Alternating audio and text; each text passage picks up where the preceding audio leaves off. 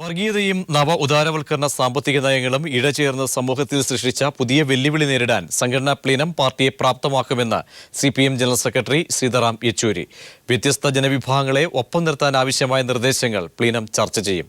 പശ്ചിമബംഗാളിൽ ജനാധിപത്യത്തെ കശാപ്പ് ചെയ്യുന്ന തൃണമൂൽ കോൺഗ്രസ് സർക്കാരിനെതിരായ പ്രതിഷേധമായി പ്ലീനം മഹാറാലി മാറുമെന്നും യെച്ചൂരി വാർത്താസമ്മേളനത്തിൽ വ്യക്തമാക്കി. And we have a situation where this rabid communalism merges with neoliberal reforms.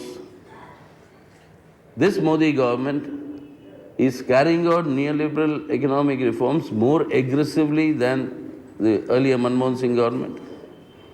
At the same time, patronizing the communal forces, which are spreading in very dangerous levels in various ways. It has to be met politically, it has to be met ideologically, but it also has to be met organizationally. These are the concrete issues that we will be discussing in the plenum and taking the appropriate decisions. കൊൽക്കത്തയിൽ നാളെ ആരംഭിക്കുന്ന പ്ലീനത്തിൽ അവതരിപ്പിക്കുന്ന സംഘടനാ റിപ്പോർട്ടിനും പ്രമേയത്തിനും കേന്ദ്ര committee അംഗീകാരം നൽകി. സംസ്ഥാനങ്ങളിൽ നിന്നുള്ള നിർദ്ദേശങ്ങളും ഭേദഗതിയും ഉൾപ്പെടുത്തിയ റിപ്പോർട്ടാണ് അവതരിപ്പിച്ചത്. പോളിറ്റ് ബ്യൂറോ അംഗം മണിക് സർക്കാരിന്റെ നേതൃത്വത്തിലുള്ള പ്രസിഡിയം പ്ലീനം നടപടികൾ നിയന്ത്രിക്കും. വിശദാംശങ്ങൾ കൊൽക്കത്തയിൽ നിന്നും സന്തോഷ് നൽകും. നാളെ ആരംഭിക്കുന്ന പ്ലീനത്തിൽ അവതരിപ്പിക്കേണ്ട സംഘടനാ റിപ്പോർട്ടിനും പ്രമേയത്തിനും കേന്ദ്ര കമ്മിറ്റി അംഗീകാരം നൽകി. സംസ്ഥാനങ്ങളിൽ നിന്നുള്ള ഭേദഗതികളും നിർദ്ദേശങ്ങളുമെല്ലാം ഉൾപ്പെടുത്തിയ റിപ്പോർട്ടിനാണ് കേന്ദ്ര കമ്മിറ്റി അംഗീകാരം നൽകിയിരിക്കുന്നത്. അതോടൊപ്പം തന്നെ നാളെ ആരംഭിക്കുന്ന പ്ലീനത്തിന്റെ നടപടിക്രമങ്ങളെ സംബന്ധിച്ചും കേന്ദ്ര കമ്മിറ്റി അന്തിമ രൂപം നൽകിയിട്ടുണ്ട്. 12 മണിയോടുകൂടി ബ്രിഗേഡ് പരേഡ് മൈതാനത്ത് 10 ലക്ഷത്തോളം പേർ അണിനിരക്കുന്ന റാലിയോടുകൂടിയാണ് പ്ലീന നടപടികൾ ആരംഭിക്കുക. 1 മണിക്ക് പതാക ഉയർത്തലുണ്ടാകും. അതിന് ശേഷം വൈകുന്നേരത്തോടുകൂടി 4 മണിയോടുകൂടി തന്നെ സമ്മേളന നടപടികളിലേക്ക് പാർട്ടി പ്ലീനം കടക്കും. പ്രതിനിധി സമ്മേളനം ആരംഭിക്കും. പ്രതിനിധി സമ്മേളനത്തിൽ സംഘടനാ പ്രമേയവും റിപ്പോർട്ടും അവതരിപ്പിക്കും. തുടർന്നുള്ള 3 ദിവസങ്ങളിൽ ഈ റിപ്പോർട്ടിന്മേലുള്ള ചർച്ചയും അവസാന ദിവസം റിപ്പോർട്ടിനുള്ള മറുപടിയുമാണ് പ്ലീനത്തിൽ ഉണ്ടാകുക.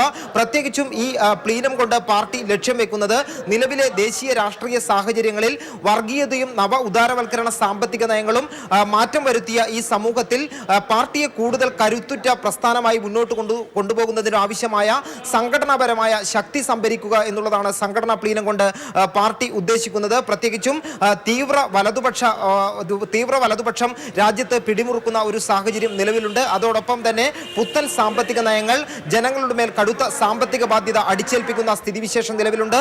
ഈ ഒരു സാഹചര്യം നിലനിൽക്കെ പോരാട്ടങ്ങൾക്ക് കൂടുതൽ ശക്തി പകരുന്നതിന് വേണ്ടി സംഘടനാപരമായ ദൗർബല്യങ്ങൾ പരിഹരിച്ചുകൊണ്ട് കൂടുതൽ കരുത്തോടെ മുന്നോട്ട് പോകുക എന്നുള്ളതാണ് പാർട്ടി ഈ പ്ലീനത്തിലൂടെ ലക്ഷ്യം വെക്കുന്നത്. 3 ദിവസം സംഘടനാ റിപ്പോർട്ടിന്മേൽ നടക്കുന്ന ചർച്ചയിൽ ഉയർന്നു വരുന്ന അഭിപ്രായങ്ങൾ പാർട്ടിയുടെ മുന്നോട്ടുള്ള പോക്കിന് കരുത്താകും. സന്തോഷാണ് വിവരങ്ങൾ നൽകിയത്. പാർട്ടി പ്ലീനത്തിൽ പങ്കെടുക്കാനായി കൊൽക്കത്തയിലെത്തിയ കേരള നേതാക്കൾക്ക് വിമാനത്താവളത്തിൽ ഉജ്ജ്വല വരവേൽപ്പ്. സംസ്ഥാന സെക്രട്ടറി കോടിയേരി ബാലകൃഷ്ണൻ, പിണറായി വിജയൻ, VS അച്യുതാനന്ദൻ തുടങ്ങിയ നേതാക്കളെ മുദ്രാവാക്യം വിളികളോടെയാണ് ബംഗാളിൽ പാർട്ടി പ്രവർത്തകർ സ്വീകരിച്ചത്. സംഘടനാ പ്ലീനം കേരളത്തിലെ പാർട്ടിയെ കൂടുതൽ ശക്തിപ്പെടുത്താൻ സഹായിക്കുമെന്ന് നേതാക്കൾ പ്രതികരിച്ചു. കൊൽക്കത്തയിൽ ചേരുന്ന സംഘടനാ പ്ലീനത്തിൽ 89 പ്രതിനിധികളാണ് കേരളത്തിൽ നിന്നും പങ്കെടുക്കുന്നത്. വെള്ളിയാഴ്ച രാത്രിയോടെ കേരളത്തിൽ നിന്നുള്ള പോളിറ്റ് ബ്യൂറോ കേന്ദ്ര കമ്മിറ്റി അംഗങ്ങൾ കൊൽക്കത്തയിലെത്തി. സുഭാഷ് ചന്ദ്രബോസ് അന്താരാഷ്ട്ര വിമാനത്താവളത്തിൽ ബംഗാളിലെ സഖാക്കൾ നേതാക്കൾക്ക് സ്വീകരണം നൽകി. കൊൽക്കത്ത പ്ലീനം ദേശീയ തലത്തിലും സംസ്ഥാന തലത്തിലും പാർട്ടിക്ക് മുതൽക്കൂട്ടാകുമെന്ന് കേരളത്തിൽ നിന്നുള്ള പോളിറ്റ് ബ്യൂറോ കേന്ദ്ര കമ്മിറ്റി അംഗങ്ങൾ അഭിപ്രായപ്പെട്ടു. പിന്നെ സംശയമില്ല, ദേശീയ തലത്തിൽ പാർട്ടിയെ ശക്തിപ്പെടുത്തുന്നതിന് സംഘടനാപരമായും രാഷ്ട്രീയമായും ശക്തിപ്പെടുത്തുന്നതിനുള്ള വ്യക്തമായ രൂപരേഖ തയ്യാറാക്കുന്ന ഒരു പ്ലീനമാണ് നടക്കാൻ പോകുന്നത്. ഇന്ന് പാർട്ടിയുടെ സംഘടനാ രംഗത്തുള്ള ഒട്ടനവധി പ്രശ്നങ്ങൾ പരിഹരിച്ചുകൊണ്ട് തിളക്കമുള്ള ഒരു വിപ്ലവ ബഹുജന പാർട്ടിയാക്കി CPM-നെ മാറ്റി തീർക്കുന്നതിന് വേണ്ടിയിട്ടുള്ള ഒരു സംരംഭത്തിൻ്റെ ഭാഗമാണ് ഈ പാർട്ടി പ്ലീനം.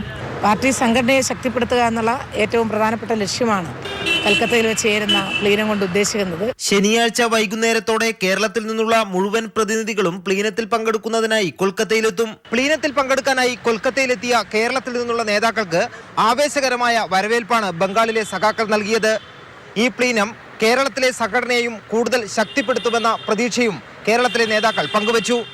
കൊൽക്കത്ത വിമാനത്താവളത്തിൽ നിന്നും ക്യാമറാമാൻ ശൈലേഷ് കല്ലായിക്കൊപ്പം സന്തോഷ്. സ്വാമി ശാശ്വതികാനന്ദയെ കൊന്നത് തന്നെയെന്ന് ശിവഗിരി മഠാധിപതി സ്വാമി പ്രകാശാനന്ദ. ഇടിക്കട്ട കൊണ്ട് തലക്കടിച്ച് പുഴയിൽ തള്ളിയതാകാമെന്നും അദ്ദേഹം വ്യക്തമാക്കി. പുഴയോട് ചേർന്ന കൽക്കെട്ടിനകത്തു നിന്നും മൃതദേഹം കിട്ടിയതിലും ദുരൂഹതയുണ്ടെന്നും പ്രകാശാനന്ദ കോഴിക്കോട് പറഞ്ഞു. വാസ്തവത്തിൽ ഞാനതിപ്പോൾ പറഞ്ഞാൽ ആരെങ്കിലും ഇടികെട്ടൊക്കെ ഇടിച്ച് അതോടുകൂടി ബോധം കെട്ട് ആറ്റിൽ വീണ് പോയതാ ആയിരിക്കുമെന്നാണ് ഞാൻ വിശ്വസിക്കുന്നത്. ആരുടെയെങ്കിലും പ്രേരണ എന്തോ ഉണ്ട്, അതിനെ എടുത്തോ. എന്നിട്ട് ഈ മതിൽക്കെട്ടിൻ്റെ ഇടയിൽ കല്ലിൻ്റെ ഇടയിൽ നിന്നാണ് ഒടുക്കുള്ള വെള്ളം കൊണ്ട് അങ്ങോട്ടും ഇങ്ങോട്ടും ഒക്കെ ഓടി ഊന്നി പലയിടത്തും നോക്കിയിട്ട് കാണാൻ ഒടുക്കം കൊണ്ടുവന്ന് എങ്ങനെയോ ഒരു ഒത്തുകൂത്തിയപ്പം ഈ മതിലിൻ്റെ അടുത്തിരുന്ന കല്ലിൻ്റെ ഇടയിൽ കൊണ്ട് കയറ്റി വെച്ചിരുന്നത്. ആ ശവം അവിടെ വന്ന് ആ കല്ലിൻ്റെ ഇടയിൽ ഇരിക്കേണ്ട ഒരു കാര്യവുമില്ല.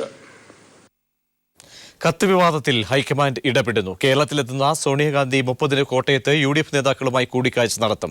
അതിനിടെ ബ്രേക്കിംഗ് ന്യൂസുകളുടെ അടിസ്ഥാനത്തിൽ അന്വേഷണം നടത്താനാകില്ലെന്ന് കത്ത് വിഷയത്തിൽ മുഖ്യമന്ത്രി പ്രതികരിച്ചു.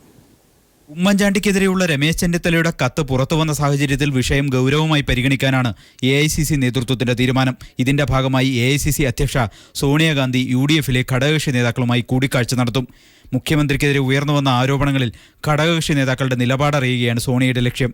AICC അധ്യക്ഷ ഘടകകക്ഷി നേതാക്കളുമായി കൂടിക്കാഴ്ച നടത്തുന്ന വിവരം കോട്ടയത്ത് നടത്തിയ വാർത്താ സമ്മേളനത്തിൽ മുഖ്യമന്ത്രി ഉമ്മൻചാണ്ടി തന്നെയാണ് മാധ്യമങ്ങളെ അറിയിച്ചത്.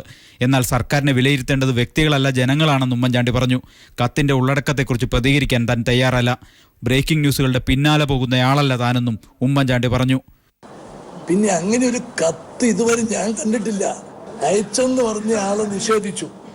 പിന്നെ അന്തരീക്ഷത്തിലുള്ള ഒരു കാര്യത്തിനെ കുറിച്ച് അന്വേഷണം നടത്തി അപ്പം എന്നോട് ചോദിച്ചു, ഇത് ബ്രേക്കിംഗ് ന്യൂസായിട്ട് വന്നു എന്ന് പറഞ്ഞു. ഞാൻ പറഞ്ഞു, ബ്രേക്കിംഗ് ന്യൂസിൻ്റെ പുറകെ പോകുന്ന ഒരാളല്ല ഞാൻ.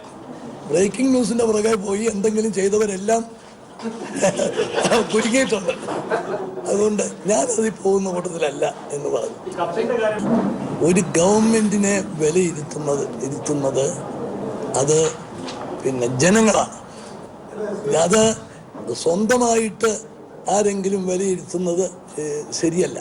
അത് പാമ്പാടി RIT എഞ്ചിനീയറിംഗ് കോളേജിന്റെ ജൂബിലി ആഘോഷ ചടങ്ങിൽ പങ്കെടുക്കാനായാണ് സോണിയാഗാന്ധി കേരളത്തിലെത്തുന്നത്.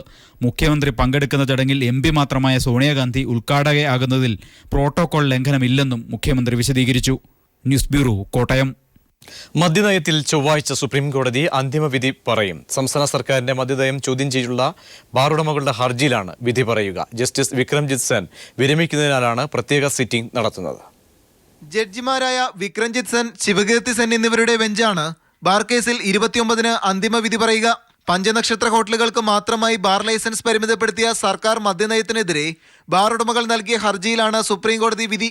സർക്കാർ നയം വിവേചനപരമെന്നും ഭരണഘടനയുടെ 14-ാം വകുപ്പ് ഉറപ്പു നൽകുന്ന തുല്യതയുടെ ലംഘനവുമെന്നാണ് ബാർ ഉടമകളുടെ വാദം. ഈ വാദം കോടതി അംഗീകരിച്ചാൽ മദ്യനയം നിലനിൽക്കില്ലെന്ന് 27-ാം തീയതിയിലെ അന്തിമവാദത്തിൽ ബാർ ഉടമകൾക്ക് വേണ്ടി ഹാജരായ ഹരീഷ് സാൽവെ വാദിച്ചിരുന്നു. മദ്യവിൽപ്പന മൗലികാവകാശമല്ലെന്നും അതിനാൽ ഭരണഘടനയുടെ 14-ാം വകുപ്പിന്റെ സംരക്ഷണം ചോദിക്കാനാകില്ലെന്നും സംസ്ഥാന സർക്കാരിന് വേണ്ടി കപിൽ സിബലും മറുവാദം ഉന്നയിച്ചിരുന്നു. എന്നാൽ സർക്കാർ മദ്യനയം നടപ്പാക്കിയിട്ടും മദ്യ ഉപഭോഗം കുറഞ്ഞില്ലെന്നും 80% വിൽപ്പനയും ബിവറേജ് ഔട്ട്ലെറ്റ്സിലൂടെയാണെന്നുമാണ് ബാർ ഉടമകൾ വ്യക്തമാക്കിയത്. ബാർ ലൈസൻസ് പഞ്ചനക്ഷത്ര ഹോട്ടലുകൾക്ക് മാത്രമെന്ന സർക്കാർ പിടിവാശി എന്തിനെന്നും വിനോദസഞ്ചാര പ്രോത്സാഹനം മദ്യനയ ലക്ഷ്യമല്ലെന്നും കോടതിയും നിരീക്ഷിച്ചിരുന്നു. ജസ്റ്റിസ് വിക്രംജിത്ത് സെൻ ഈ മാസം 30-ന് വിരമിക്കുന്നതിനാലാണ് അവധിക്കാല ബെഞ്ചിന്റെ പ്രത്യേക സിറ്റിംഗിൽ വിധി പറയുന്നത്. Manushankar, news bureau, Delhi. Christmas തലേന്ന് സംസ്ഥാനത്ത് റെക്കോർഡ് മദ്യവിൽപ്പന. കൺസ്യൂമർ ഫെഡിന്റെ ഔട്ട്ലെറ്റുകളിൽ ഒറ്റ ദിവസം മാത്രം വിറ്റത് 7,40,00,000 രൂപയുടെ മദ്യം. 1,87,00,000 രൂപയുടെ മദ്യം വിറ്റ എറണാകുളം ജില്ലയാണ് മദ്യവിൽപ്പനയിൽ മുന്നിൽ. കൊച്ചി വൈറ്റ്ല ഔട്ട്ലെറ്റിൽ മാത്രം വിറ്റത് 54 ലക്ഷം രൂപയുടെ മദ്യവും. കഴിഞ്ഞ വർഷത്തേക്കാൾ 1 കോടി രൂപയുടെ വർധനവാണ് കൺസ്യൂമർ ഫെഡിന്റെ മദ്യവിൽപ്പനയിൽ ഒറ്റ ദിവസം മാത്രമുണ്ടായത്. സംസ്ഥാനത്തെ 49 ഔട്ട്ലെറ്റുകളിലായി 7,40,00,000 രൂപയുടെ മദ്യമാണ് ക്രിസ്മസ് തലേന്ന് വിറ്റഴിച്ചത്. ഇതിൽ എറണാകുളം ജില്ലയാണ് മുന്നിൽ. 1,87,00,000 രൂപയുടെ വിൽപ്പനയാണ് എറണാകുളത്ത് നടന്നത്. ജില്ലയിലെ വൈറ്റ്ല ഔട്ട്ലെറ്റിൽ റെക്കോർഡ് വിൽപ്പനയാണ് ഉണ്ടായത്. വൈറ്റ്ലയിൽ കഴിഞ്ഞ വർഷം ഡിസംബർ 24-ന് 18 ലക്ഷം രൂപയുടെ മദ്യമാണ് വിറ്റതെങ്കിൽ ഇത്തവണ 53,83,000 രൂപയുടെ വിൽപ്പനയാണ് നടന്നത്. കഴിഞ്ഞ തവണത്തേക്കാൾ 3 മടങ്ങ് വർധനയാണ് മദ്യവിൽപ്പനയിൽ ഈ വർഷം ഇവിടെ ഉണ്ടായത്. ഓണത്തിനും ഏറ്റവും കൂടുതൽ മദ്യവിൽപ്പന നടന്നത് ഇതേ ഔട്ട്ലെറ്റിൽ തന്നെയാണ്. ക്രിസ്മസ് തലേന്നത്തെ മദ്യവിൽപ്പനയിൽ 2ാം സ്ഥാനം തിരുവനന്തപുരം ജില്ലയ്ക്കാണ്. 98 ലക്ഷം രൂപയുടെ മദ്യം തിരുവനന്തപുരത്ത് വിറ്റഴിച്ചു.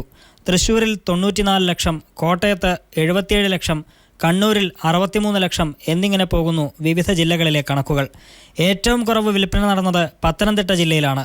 ഒരേ ഒരു ഔട്ട്ലെറ്റ് മാത്രമുള്ള പത്തനംതിട്ട ജില്ലയിൽ വിറ്റത് 20 ലക്ഷം രൂപയുടെ മദ്യമാണ്.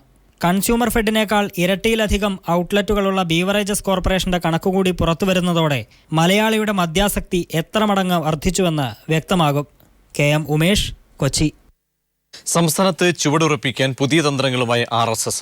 പ്രമുഖ വ്യക്തികളുമായി മുഖാമുഖത്തിന് തയ്യാറെടുക്കുകയാണ് ദേശീയ നേതൃത്വം. ഇതിന്റെ ഭാഗമായി 2 ദിവസത്തെ സന്ദർശനത്തിനായി കൊച്ചിയിലെത്തുന്ന RSS തലവൻ മോഹൻ ഭഗവത് തിരഞ്ഞെടുക്കപ്പെട്ടവരുമായി കൂടിക്കാഴ്ച നടത്തും.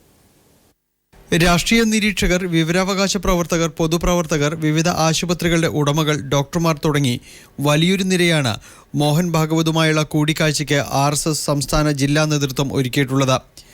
27-ന് ചെന്നൈയിൽ നിന്ന് നെടുമ്പാശ്ശേരിയിലെത്തുന്ന RSS തലവൻ ആലുവ തന്ത്രവിദ്യാപീഠത്തിൽ നടക്കുന്ന പരിപാടിയിൽ പങ്കെടുക്കും. ഇതിനുശേഷം അവിടെ ആദ്യഘട്ട കൂടിക്കാഴ്ചകൾ നടത്തും. പിറ്റേന്ന് കൊച്ചിയിലാണ് 2ാം ഘട്ട കൂടിക്കാഴ്ചകൾ. ചിലർ ക്ഷണം സ്വീകരിക്കുകയും മറ്റു ചിലർ നിരാകരിക്കുകയും ചെയ്തിട്ടുണ്ട്. ക്ഷണം നിരസിക്കുന്നതായും യാതൊരു വിധത്തിലുള്ള പ്രോത്സാഹനവും RSSന് നൽകുകയില്ലെന്ന് അഡ്വക്കേറ്റ് കാളീശ്വരം രാജ അറിയിച്ചു. അതേസമയം ആശയസംവാദത്തിന്റെ ഒരു വേദിയായി കണ്ട് അത് പ്രയോജനപ്പെടുത്താമെന്ന ആശയം ഒരു വിഭാഗത്തിനുണ്ട്.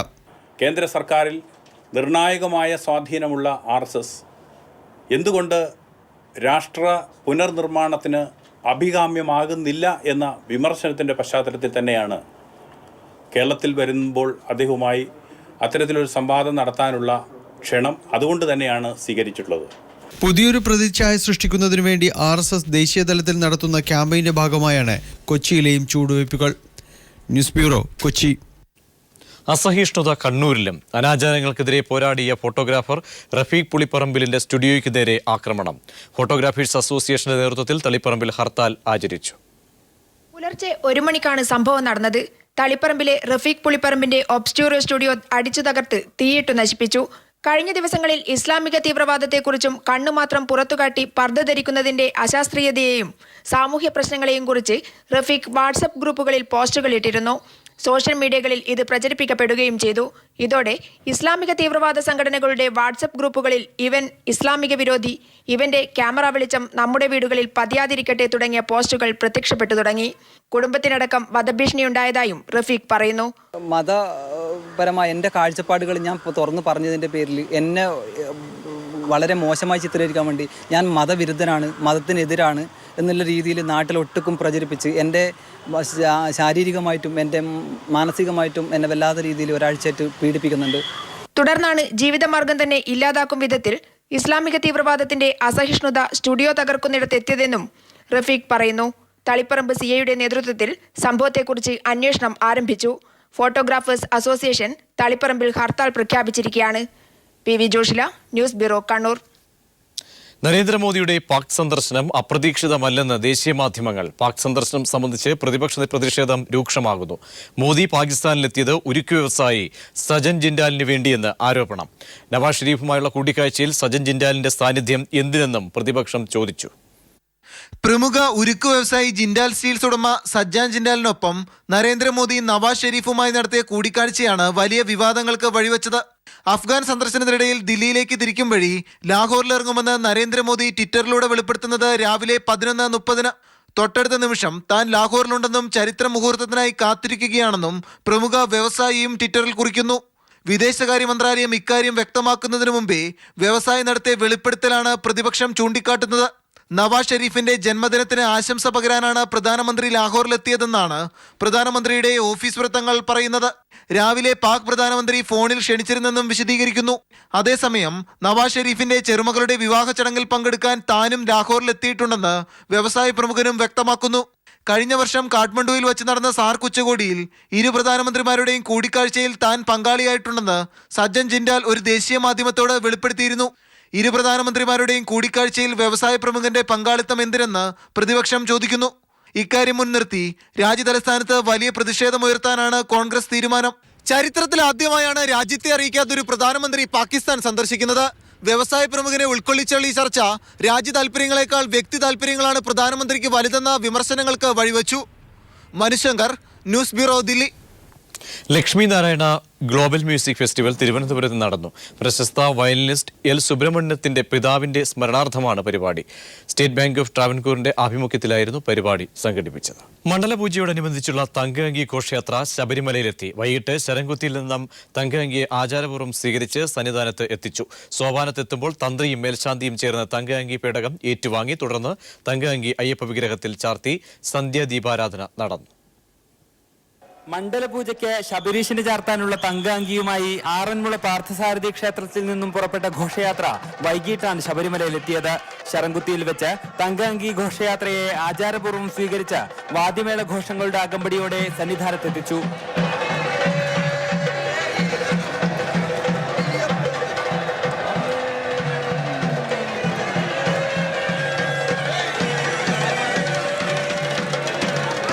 സോപാനത്ത് തന്ത്രിയും മേൽശാന്തിയും ചേർന്ന് തങ്കഅങ്കി പേടകം ഏറ്റുവാങ്ങി. തുടർന്ന് അയ്യപ്പ വിഗ്രഹത്തിൽ തങ്കഅങ്കി ചാർത്തി സന്ധ്യാ ദീപാരാധന നടന്നു. നാളെ രാവിലെ കുംഭരാശി മുഹൂർത്തത്തിലാണ് മണ്ഡലപൂജ.